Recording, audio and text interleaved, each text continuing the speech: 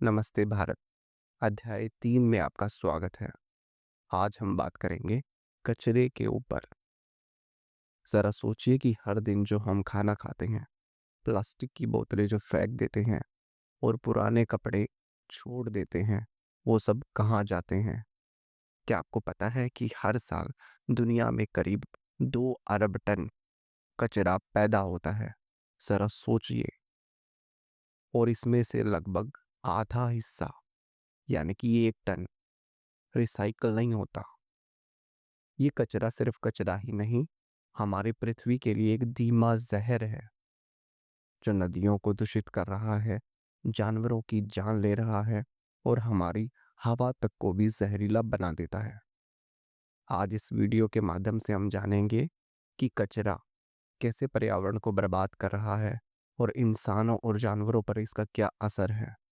इसके रोकने के क्या प्रभाव हो सकते हैं। आज इसी अध्याय पर हम विस्तार से चर्चा करेंगे। जरा सोचिए कि अकेला कचरा पर्यावरण के लिए कैसे जहर बन गया है। अकेले भारत की बात करें तो 62 मिलियन टन कचरा पैदा होता है, जिसमें से सिर्फ 20% हिस्सा प्रोसेस हो पाता है। यानी कि जो 80% बच गया, वो सिर्फ खुले में या तो जला दिया जाता है या फिर नदियों में डाल दिया जाता है। इससे मिट्टी बंजर होती जा रही है और नदियों में ऑक्सीजन की मात्रा में भारी गिरावट देखी गई है। प्लास्टिक के कचरे से समुद्र में डेड जोन की मात्रा में भारी बदलाव आया है, जिससे जिंदा मछलियां मरती जा रही है और जीवों पर भारी मृत्यु का कारण भी बन रहा है। जीव जंतुओं की इस दुनिया में कचरे का प्रभाव काफी गहरा पड़ा है। आइए देखते हैं कि WHO की रिपोर्ट क्या कहती है। खुले में कचरा जलाने से निकला धुआं सिर्फ लाखों लोगों की मृत्यु का कारण बन गया है। प्लास्टिक बैग्स, बोतलें खाने से हर साल हजारों समुद्री कछुए और पक्षी मर जाते हैं। क्या आपने सड़क पर चलती गाय को कचरा खाते हुए देखा होगा? तो उसके जो पेट में जाकर कचरा जमा हो जाता है, वो साइलेंट किलर कहलाता है।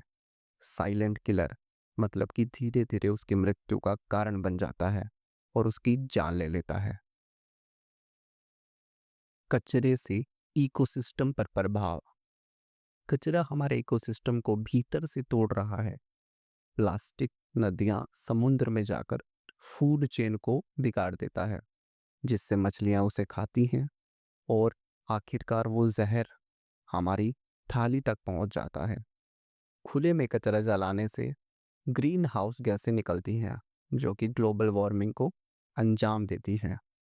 और सबसे दर्दनाक बात है कि प्लास्टिक और केमिकल वेस्ट ने कई प्रजातियों को विलुप्त कर दिया है। ये बहुत बुरी बात है। अगर हम इसके समाधान और उम्मीद की बात करें तो सवाल उठता है कि हम कुछ कर सकते हैं क्या? जी हाँ, दुनिया भर के कई शहर ने साबित कर दिया है कि बदलाव संभव है। जैसे कि स्वीडन, जहाँ 99% कचरा रिसाइकल होता है या फिर उसे बदल दिया जाता है ऊर्जा में।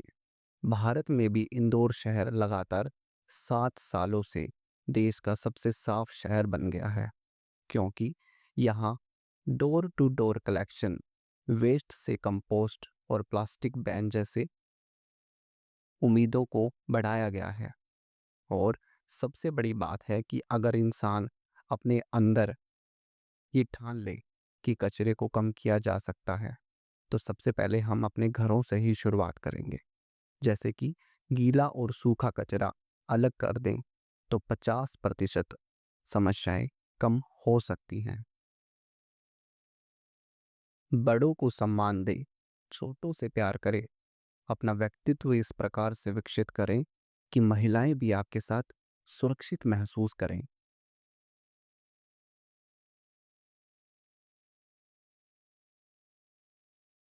नमस्ते भारत।